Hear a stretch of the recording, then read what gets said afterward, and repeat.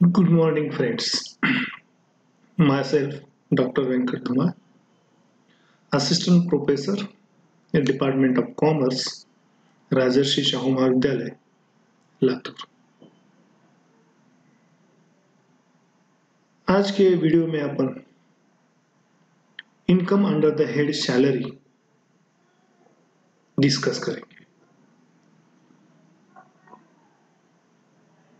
आशीष जब इनकम कमाता है, वो जो इनकम है, वो इनकम लीगल हो या इलीगल हो, उसको 5 हेड में डिवाइड किया जाएगा।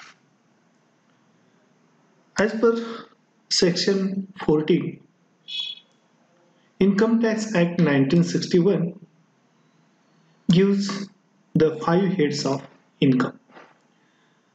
जो कुछ भी इनकम होगा वो ये 5 ही हेड में बाइफरकेट किया जाएगा और उसी में वो टैक्सेबल किया जाएगा। वो 5 हेड है सैलरी, जिसके लिए अपन सेक्शन 15 to 17 देखेंगे।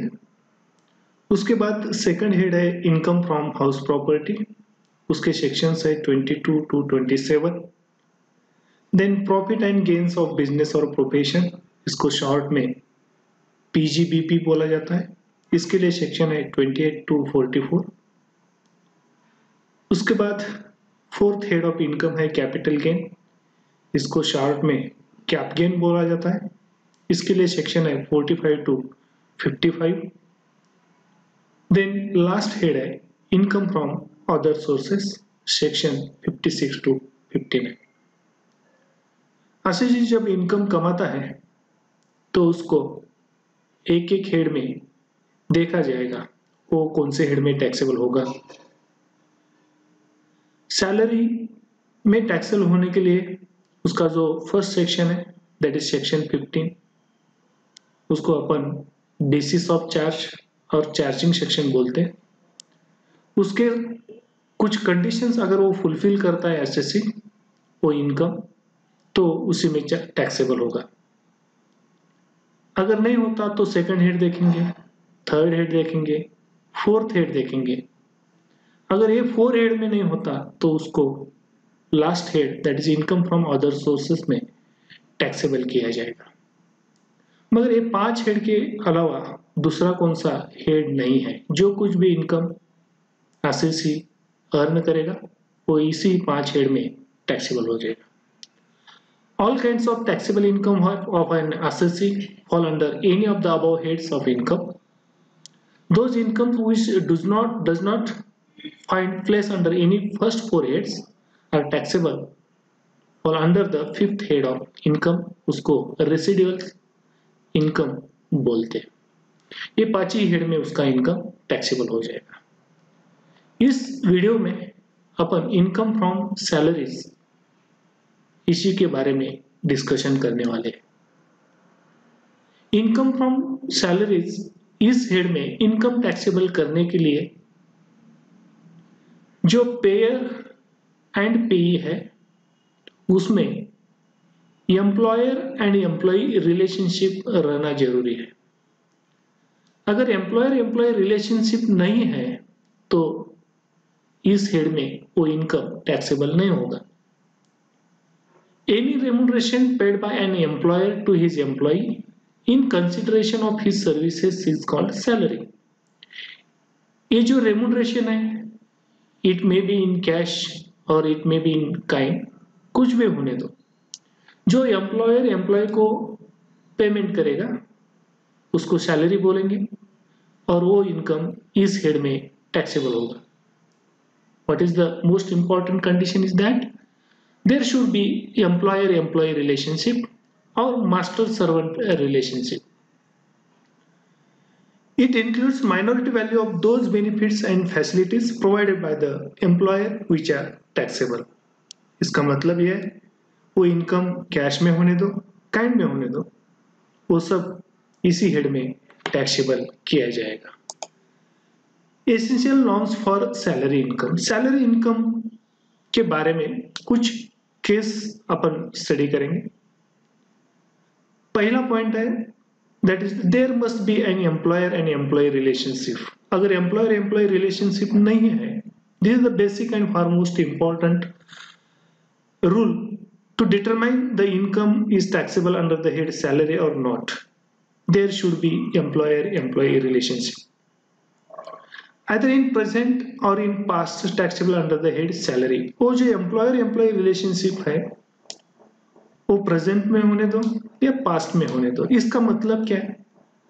जब पेंशन मिलता है एम्प्लॉय को, वो पेंशन भी सैलरी इस हेड में टैक्सेबल होगा। पास्ट में एम्प्लॉयर एम्प्लॉय रिलेशनशिप के वजह से आज अपने को वो पेंशन मिलती है, इसलिए वो पेंशन भी एम्प्लॉयर एम्प्लॉय रिलेशन के वजह से मिलती होगी, इसलिए वो सैलरी हेड में टैक्सेबल की जाती है। मगर फैमिली पेंशन जो है, family pension means pension received by the spouse, वो स्पाउस को मिलने वाली जो पेंशन है उसमें और देने वाले इसमें एम्प्लॉयर एम्प्लॉय का रिलेशनशिप नहीं है, तो वो उस टाइम वो जो इनकम है वो सैलरी में नहीं आएगा। इट मींस पेयर एंड पेई इसमें एम्प्लॉयर एंड एम्प्लॉय रिलेशनशिप होना मस्ट है, अगर नहीं है तो इनकम सैलरी में टैक्सेबल नहीं होगा। सेकंड पॉइंट है प्रिंसिपल एजेंट। जो प्रिंसिपल एजेंट है, फॉर एग्जांपल LIC एजेंट्स जो रहते हैं, वो LIC का जो पॉलिसीज रहते हैं वो मार्केट में बेचते हैं ऑन बिहाफ ऑफ LIC, और वो बेचने के वजह उनको कमीशन मिलता है। इसका मतलब वो उसके एम्प्लॉय नहीं है। जो LIC ऑफिस में काम करते हैं वो एम्प्लॉय है, उनका इनकम सैलरी में जाएगा। मगर जो एजेंट है उसके लिए टाइम कुछ नहीं है, 10 बजे आना है, 5 बजे जाना है, ऐसा कुछ नहीं है। वो शाम को भी जाएंगे, सुबह जाएंगे। अगर एक आध दिन उनको नहीं लगा आज काम करने का नहीं है तो वो काम नहीं कर सकते। तो इस कंडीशन में उसमें एम्प्लॉयर एम्प्लॉय रिलेशनशिप नहीं है, उसमें प्रिंसिपल एजेंट रिलेशनशिप है। इसके लिए ये जो एजेंट को मिलने वाले कमीशन है वो सैलरी में टैक्सेबल नहीं होगा, वो PGBP में जाएगा। कॉन्ट्रैक्ट ऑफ सर्विस में एम्प्लॉयर एम्प्लॉय को अपॉइंट करता है। अपॉइंट करते समय वो कुछ टर्म्स एंड कंडीशंस उसको बता देता है, कितने बजे आना है, कितने बजे जाना है, उसको कितने लीव मिलेगी, कौन से टाइप की लीव मिलेगी, सैलरी कितनी मिलेगी, उसको क्या काम करना है, और इसके बदले में वो उसको जो देता है उसको अपन सैलरी बोलते हैं। इसको अपन कॉन्ट्रैक्ट ऑफ सर्विसेज ऐसे बोलते हैं। But contract for service is a different thing. Suppose bridge बनाना है तो ब्रिज के वास्ते अपन टेंडर निकालते हैं, उसको कॉन्ट्रैक्ट फॉर सर्विस देते हैं। वो कॉन्ट्रैक्ट ब्रिज का काम जो है वो कब करने का है, कैसा करने का है, वो कॉन्ट्रैक्टर डिसाइड करता है। कॉन्ट्रैक्ट देते समय खाली उनको टाइम बता दिया जाता है और उस टाइम में उसको काम करना है। उसके लिए जो कुछ भी फी टेंडर निकला हुआ है उसकी फी उनको दे दी जाती है। मगर डे टू डे लाइफ में उसके बारे में कंट्रोल नहीं किया जाता। इसको बोलते हैं कॉन्ट्रैक्ट फॉर सर्विस। ये कॉन्ट्रैक्ट फॉर सर्विस जो है इसमें एम्प्लॉयर एम्प्लॉय का रिलेशनशिप नहीं रहता, इसीलिए वो कॉन्ट्रैक्टर को जो पैसा मिलने वाला है वो पैसा सैलरी हेड में टैक्सेबल नहीं होगा। Next, director of company. Director जो है वो दो तरह के रह सकते हैं। एक जो है सिंपल एम्प्लॉय जैसा, वो हर दिन कंपनी में आता है, टाइम पे आता है, टाइम पे जाता है, उसको लीव मिलती है, डे टू डे डिसीजन में, डे टू डे वर्किंग में वो कंट्रीब्यूट करता है। उसको जो सैलरी मिलती है, उसको जो इनकम मिलता है वो सैलरी में टैक्सेबल होगा। मगर कुछ डायरेक्टर्स ऐसे रहते हैं जो खाली मीटिंग जब है तब आते हैं, मीटिंग में पार्टिसिपेट करते हैं और चले जाते हैं। ये जो डायरेक्टर्स है इसको जो रेम्यूनरेशन कंपनी की तरफ से दिया जाता है वो सैलरी में नहीं आता। Then salaries of MPs and MLAs, MPs that is member of parliaments और MLAs that is member of legislative assemblies, इसको भी सैलरी मिलती है। ये जो सैलरी मिलती है इसका नाम सैलरी है, मगर गवर्नमेंट एंड MPs और MLAs इसके बीच में एम्प्लॉयर एम्प्लॉय का रिलेशनशिप नहीं है। इसके लिए इनको जो सैलरी मिलती है ये सैलरी हेड में टैक्सेबल नहीं की जाती, because there is no relationship of employer employee. मगर जो मिनिस्टर्स रहते हैं उनको बाउंड रहता है, ऑफिस में कब जाना है, कौन से दिन में प्रेजेंट रहना है। उनको जो सैलरी मिलती है वो सैलरी हेड में टैक्सेबल होगी, क्योंकि गवर्नमेंट एंड मिनिस्टर्स इसके बीच में एम्प्लॉयर एम्प्लॉय रिलेशनशिप है, इसीलिए उनकी सैलरी हेड में टैक्सेबल की जाती है। प्रोफेशनल्स, कुछ professionals for example a doctor है। डॉक्टर दो तरह से सर्विसेज प्रोवाइड कर सकता है। एक तो गवर्नमेंट हॉस्पिटल में एज एन एम्प्लॉय बोल के काम कर सकता है, नहीं तो खुद का हॉस्पिटल निकालता है, वहां पे वो सर्विसेज रेंडर करता है। अब जो डॉक्टर गवर्नमेंट हॉस्पिटल में एज अ सर्वेंट बोल के काम करता है, उनको जो मिलता है वो सैलरी का इनकम है, क्योंकि वहां पे एम्प्लॉयर एम्प्लॉय रिलेशनशिप है, कितने बजे आना है, कौन सी ड्यूटी बजाना है, ये सब उनको बता दिया जाता है। इसीलिए गवर्नमेंट हॉस्पिटल में जो काम करता है उसका इनकम सैलरी एड में टैक्सेबल होगा। मगर जो प्राइवेट हॉस्पिटल में काम करता है, खुद के हॉस्पिटल में, वहां पे इतने बजे खुलना है, ये काम करना है, वो करना है, ऐसा कोई मास्टर वहां पे नहीं रहता, वो खुद का मालिक रहता है। इसीलिए वहां से जो इनकम मिलता है वो इनकम फ्रॉम सैलरी में टैक्सेबल नहीं होगा, क्योंकि वहां पे मास्टर सर्वेंट रिलेशनशिप नहीं है। देन रेम्यूनरेशन रिसीव्ड बाय जजेस, जो जज लोग रहते हैं उनकी अपॉइंटमेंट गवर्नमेंट करती है, मगर उनके ऊपर कंट्रोल गवर्नमेंट कर नहीं सकती। As per the constitution they can not control on the जजेस। क्या डिसीजन देना है, कब डिसीजन देना है, कौन से बारे में डिसीजन देना है, कैसा डिसीजन देना है, ये प्रेशर नहीं डाल सकते। मगर उनकी अपॉइंटमेंट गवर्नमेंट की तरफ से की जाती है, उनको जो पैसा मिलता है वो सैलरी में टैक्सेबल होगा।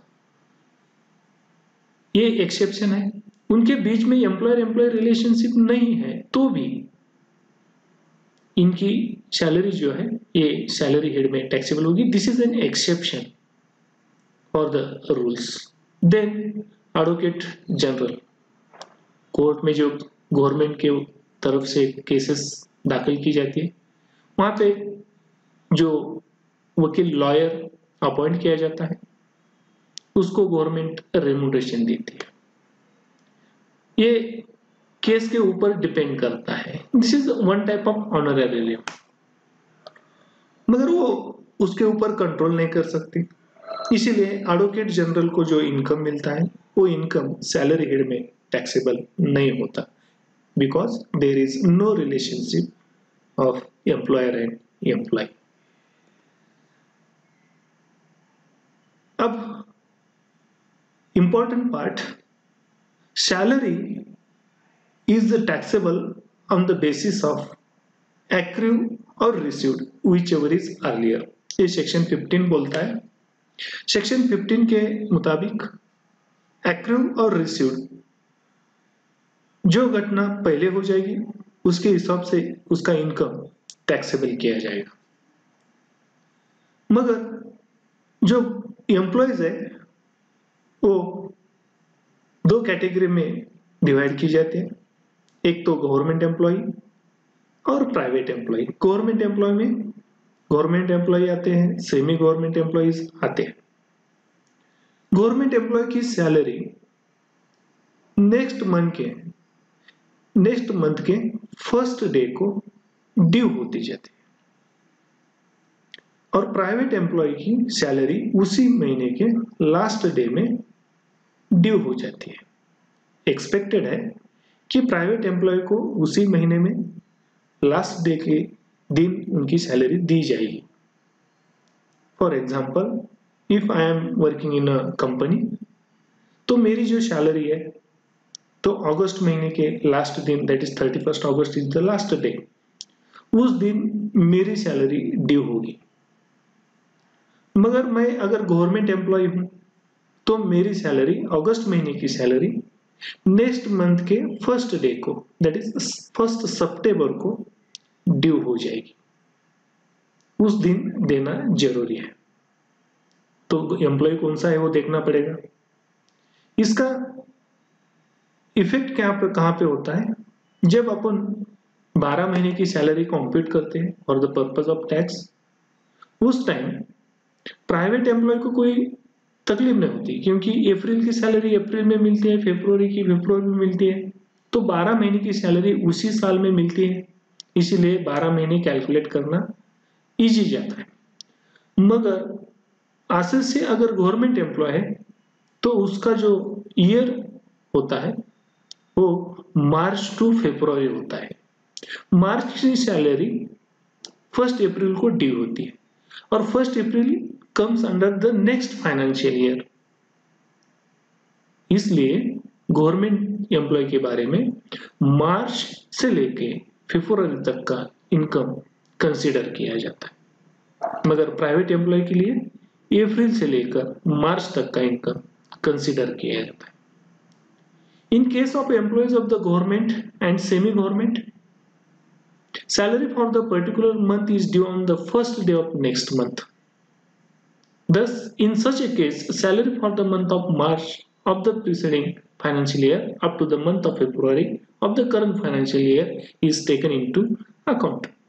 जब गवर्नमेंट एम्प्लॉय होता है तो उस टाइम उसकी जो सैलरी टैक्स के पर्पज से अपन देखने वाले हैं वो मार्च महीने से लेके फरवरी महीने तक देखेंगे। मगर अगर वो प्राइवेट एम्प्लॉय है, in the case of employees of banks and non government bodies, bank की जो कर्मचारी रहते हैं उनकी तो सैलरी ड्यू होती है लास्ट डे में, मगर उनको पहले ही मिल जाती है, रिसीव पहले हो जाती है। Salary for the particular month is due on the last day of the same month, उसी महीने के लास्ट डे में वो सैलरी ड्यू होती जाती है। इसलिए in such a case salary of April of the current financial year up to the salary of the month of March of the current financial year is taken into account। तो ये बात ध्यान में रखो।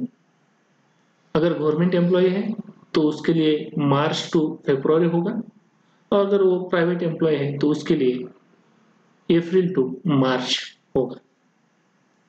नाउ सरेंडर ऑफ सैलरी, ऐसा होता है कभी कभी एक पर्सन है वो विदाउट एनी सैलरी काम करने के लिए तैयार हो जाता है, वो सैलरी नहीं लेता, वो गवर्नमेंट को सरेंडर कर देता है। अगर ऐसी सैलरी सरेंडर करता है, गवर्नमेंट को छोड़ देता है, उसको इनकम ही नहीं मिला तो उसके ऊपर टैक्स नहीं लगेगा। अगर सरेंडर किए है सैलरी किसी ने तो उसके ऊपर टैक्स नहीं लगेगा। Any salary surrendered by the employee to the central government under the voluntary surrender of salaries will not be taxable, वो taxable नहीं हो। मगर डोनेट किया तो मैंने सैलरी ले ली और किसी को मैं डोनेट कर रहा हूं, पूरी की पूरी सैलरी 50,000 रुपए मैंने सैलरी अर्न की और 50,000 रुपए मैं डोनेट कर रहा हूं। इसके ऊपर पहले आपको टैक्स देना पड़ेगा, इस 80 को टैक्स देना पड़ेगा, उसके बाद रही वाली सैलरी उसको डोनेट कर सकता है। सरेंडर में वो सैलरी ही नहीं लेता, डोनेशन में पहले वो सैलरी लेता है और किसी को तो दे देता है। This is the difference. It means surrender of salary अगर है तो उसके ऊपर टैक्स नहीं लगेगा, डोनेशन अगर है तो उसके ऊपर टैक्स लगेगा। No place of accrual of salary, कुछ एम्प्लॉय अपॉइंट किए जाते हैं आउट ऑफ इंडिया, तो उसको कहां पे एक्रूअल हुई, which is the place of accrual, ये देखना है। Salary is deemed to accrue और अराइज इन इंडिया, इंडिया में एक्रू और अराइज दोनों में से एक अगर इंडिया में होता है तो दैट इज इंडियन इनकम, और उसके ऊपर इंडिया में आपको टैक्स देना पड़ेगा। एक्रू और अराइज बोथ और वन ऑफ द बोथ, दोनों में से एक अगर होता है तो उसको इंडिया में टैक्स देना पड़ेगा। एक्रू और arise in India if the same is payable for services rendered in India.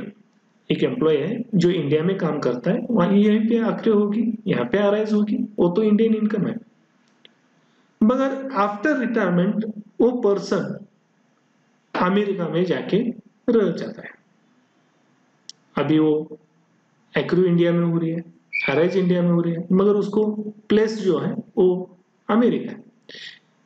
इसी के ऊपर ये आरसीसी को टैक्स देना पड़ेगा because accrues in India, it means it is an Indian income, तो इसके ऊपर उसको टैक्स देना पड़ेगा। एक्सेप्शन है, कुछ एम्बेसडर्स गवर्नमेंट अपॉइंट करती है, हर एक देश में अपने अपने एक एम्बेसडर रहते हैं, गवर्नमेंट के तरफ से वो वहां पे ड्यूटी बजाते हैं।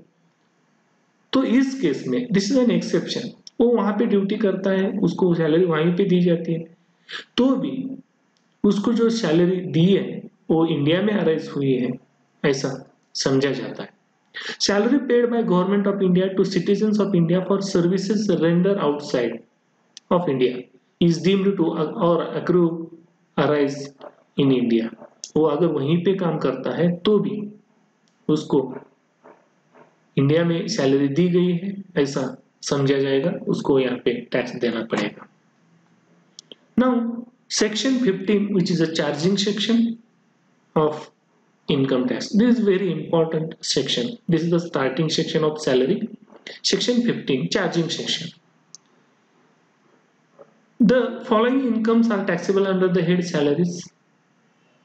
दो ही देखना है, ड्यू और received, whichever is earlier. Simple, due अगर पहले होता है तो उसी को उसी साल में टैक्स देना है, अगर रिसीव्ड पहले होता है तो उसी के ऊपर पहले उसको टैक्स देना है। Salary due from an employer or former employee to the assessee in the previous year whether paid or not.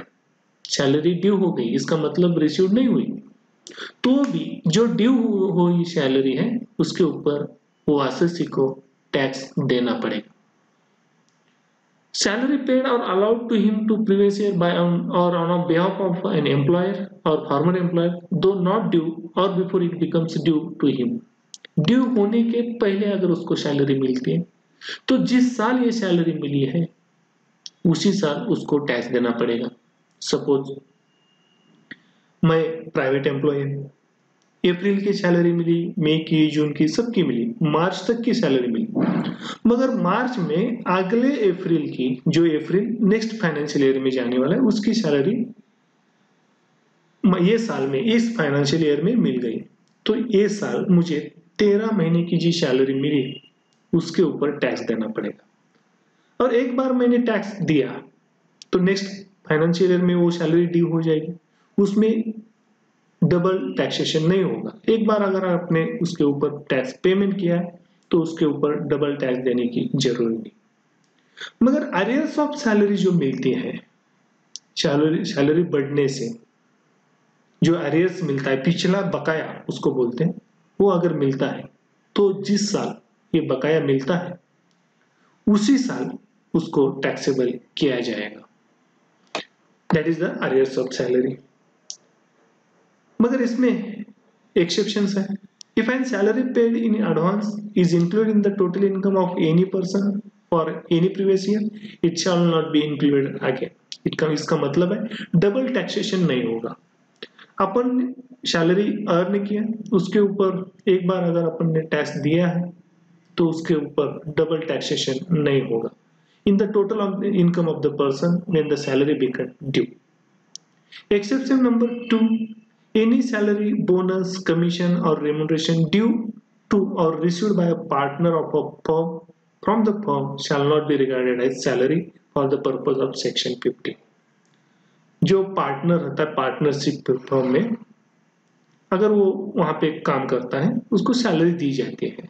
Partnership firm account में अपन देखते हैं salary paid to mister XYZ जो कुछ भी है। basically that particular partner is not the employee of that partnership firm. इसका मतलब है वो दोनों में पार्टनरशिप फर्म एंड पार्टनर में एम्प्लॉयर एम्प्लॉय रिलेशनशिप नहीं है. He is the owner of that partnership firm. इसके लिए वो पार्टनर को जो कुछ भी मिलेगा उसका नाम कुछ भी होने दो, सैलरी, कमीशन, बोनस, कुछ भी होने दो, that is not taxable under the head salary. That is taxable under the head PGBP. उसको पीजीपीपी में टैक्सेबल किया जाएगा, इसमें टैक्सेबल नहीं किया जाएगा. This is the charging section of the income under the head salary. Thank you. Thanks a lot.